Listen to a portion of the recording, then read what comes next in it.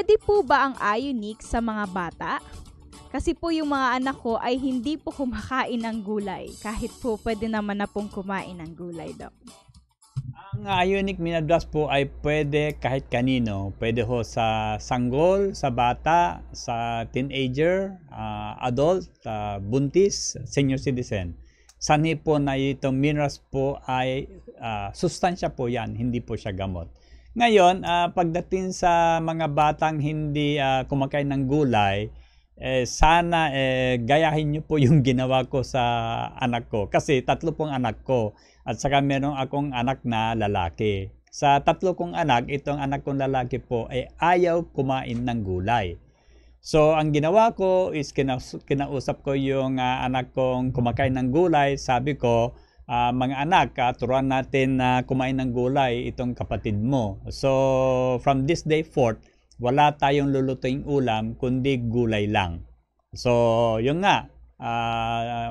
Hindi kasi sila kumakain ng breakfast kasi pumapasok maaga sa school. So, yung lunch at saka dinner ang naging problem. So, every time, yun nga, gulay lang ang ulam namin.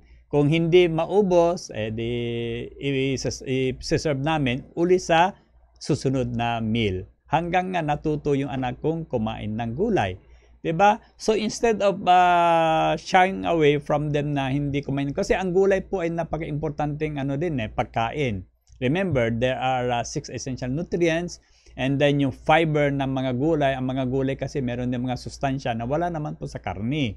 And then studies also shows that ang taong panay karni ang kinakain, lalo na ngayon, ang mga karni ngayon, di ba, pinapakain ng feeds, maraming chemical po doon sa feeds, including some hormones, mas madali po silang magkakasakit. Okay? Ngayon, gulay iserve nyo. Kung ayaw niyang kumain, okay lang po. Antayin nyo yung time na siya po ay magugutom. Kasi ang taong gutom po, hindi na po pipili ang kinakain. Okay? And after that, kung matuto siyang kumain ng gulay, then introduce uli ang meat sa kanya. Pero by then, matuto na siyang kumain ng gulay. Okay? So, I hope na gayahin nyo yung ginawa ko. Hindi naman yung torture, but you're just teaching the kids how to eat properly.